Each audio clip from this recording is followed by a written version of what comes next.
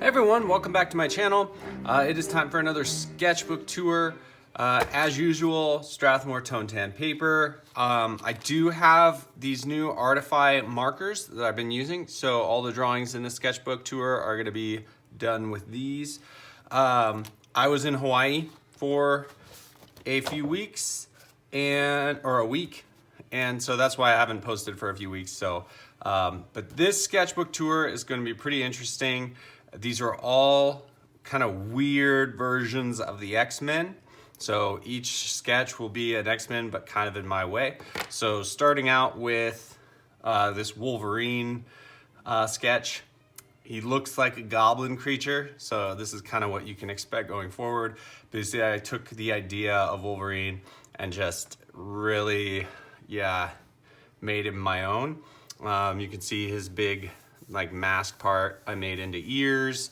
And a lot of the characters, what I wanted to go for was kind of taking their powers and really manifesting them physically and not worrying about whether the character, I mean, if you look at comic book characters, they're always, idealized versions of humans. Like, they're good looking, they're tall, super muscular, that kind of thing. So these are going to be kind of like if mutations were real and it altered your appearance. That's kind of the idea I was going for. So with this sketch, I use the big pins, blue after I do like a pink, drawing underneath. And I like the way Wolverine turned out. I loved his teeth. He looks feral. He looks like a scary creature you definitely would not want to come across. So yeah, as far as the markers go, and I should clarify, I did receive all these markers, like a huge box of them from Artify. They just said, hey, we want to send you some markers. So I was like, sure, I can always use markers, try them out. And I really actually like them. So brush tips, always super important to me. I love the brush tips on these. And then they've got the chiseled edge. I normally don't use the chiseled edge hardly at all, unless I'm doing a huge area or just like these vines in the background I use the chiseled edge on. So the next character is Cyclops. I keep some of their, the X across the chest for him. I mean, there's lots of versions. But then I added this weird, mechanical belt that stabilizes him when he does his blast. I also didn't give him goggles. I did kind of just a weird hole in his head. And I gave him giant orange clown hair for some reason. This was probably my least favorite one. I don't know, I like the beam. I will say that. I liked how I did the beam. It looks like it's blasting out. But as far as the rest of it goes, it was okay. This was definitely the creepiest one. So Professor X, he's kind of got all these eyes, like he's watching all these, where he can see X-Men or humans in the Cerebro type thing. And so I did these kind of ghostly figures of different characters all around him. So yeah, and then I gave him this little weird spider walker thing instead of a wheelchair. I like this one. This is definitely creepy, I think. The color scheme on his little spider walker thing turned out pretty good. Again, I try and use lighter colors. I just like the way they look on the tone tan. But I have been experimenting a lot more with the darker colors, just to add more contrast to some of these drawings. Sometimes I like the lighter colors so much that I tend to stay down on that lower or the lighter end of the value spectrum. And I think getting a little more contrast in there will help things out a bit more. This is my version of Phoenix, so I made her more like a bird. Jean Grey Phoenix. I gave her bird legs. So trying to, like I said, more of a physical manifestation of a phoenix, an actual phoenix. As far as the feathers and stuff go, I would have loved to have done giant, wings that you can't really see, go off the page or something. But you wouldn't have been able to really see them. So I think if I had spent a little bit more time on this idea, I would have given her giant, like beautiful, like bird wings or something like that. So, but it's, you know, it's an okay one. Iceman, I wanted him to be weird and creepy and more made up of like chunks of ice. His head is, but I still wanted to maintain that kind of like playful personality that he has. So he's got kind of a smirk. But with him, it was basically, I just kept all his powers and just made him a little bit creepier. Like, because he's made of ice, you know, one of his arms is small, his proportions and stuff can be all over the place, kind of like liquid. And then it's frozen and say like he can grow his arm gigantic and stuff. So I just made him a little bit more, I guess, unproportionate. So this is a funny one. This is Rogue, and I made her super huge and buff because, you know, she's super strong. The Rogue in the comic books is, you know, a beautiful female figure, but she's ultra strong. So like I said, I wanted those powers that like super strength, physical manifestation. She'd have to be super muscular, that kind of thing. And then I gave her these weird little suckers that are growing out of her body. And those are supposed to, because Rogue has the ability to suck your powers from you. So yeah, I physically drew those in there. So these kind of grow out of her. She attaches them to people and can suck their powers out, kind of thing. And then these were kind of my initial idea for that, but then I was like, well, she needs to suck the power, so I gave her suckers, but then at the same time, she has a spiny skin, so you can't touch her because you get poked, that kind of thing. So, but I like the expression on her face. I thought this was kind of a fun character. The expression has so much to do with personality, and just giving her those kind of, I don't know, droopy eyes, just gives her a personality, and I like that a lot. So this is Nightcrawler. I wanted him to be more like a devil, more like a demon, a lot scarier instead of, you know, how the comic books draw him. So even though he might be a nice guy, he definitely looks the scary devil part. I love the colors on this one. I was a lot of blues, and I knew that kind of going into it. So, you know, getting all the detail in the face and everything like that, I knew I needed to start out with a lighter base color. But I definitely liked, but I also didn't want that blue to kind of bleed into all the other, you know, I wanted some contrast, some different colors in there. So the face and the tail, I used a much lighter blue on than I do his body. So, but I definitely like the way this one turned out. His mouth is asymmetrical. He's kind of got these teeth that kind of stick out over here. It just kind of makes it interesting. As far as his eyes go, so his eyes really pop out, and the way I did that was I used a jelly roller pen.